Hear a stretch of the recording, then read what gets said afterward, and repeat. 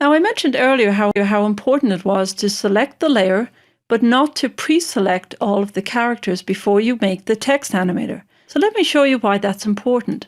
When I made this text animator, notice that the values for start and end and offset were in percentage.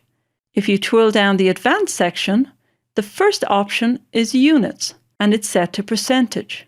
The other option under units is index mode.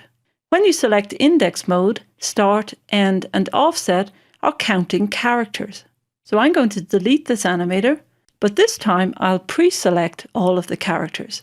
Now when I click on Animate, select Position, twirl down Range Selector, it will start at 0 and end at 16. So it's counting how many characters are in my title. The difference is whether or not characters are selected. If this happens to you, it's no big deal. Simply twirl down Advanced and set Units to percent. Where this comes in handy is when you want the range selector to pre-select a certain word. Let's say I only want to animate the word dropping. I can click Animate, Position, twirl down Range Selector, and it's automatically set to count from character 5 to character 13. This also, by the way, makes it easy to see when you've selected a whole character. For instance, if I see 6 as the start value, I know that it's selecting a whole character. As I scrub, and remember you can press the Command key to scrub slowly, as I scrub the start value, it appears to be moving the selector in the comp panel in whole character increments.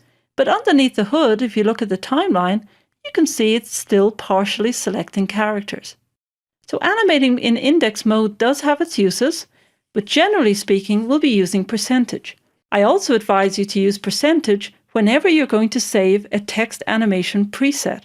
That way you can apply your preset to any title in the future and not be concerned about how many characters the title has. For that reason, you'll find that if you use any of the text animation presets that come bundled with the program, they'll always be in percentage mode.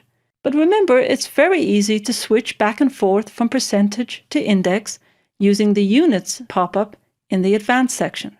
And by the way, if you're new to animating text, please don't be put off by the word advanced. There's some very useful options in here, and they're not just for advanced users. In the next movie, we'll animate the start parameter to create the animation I previewed earlier.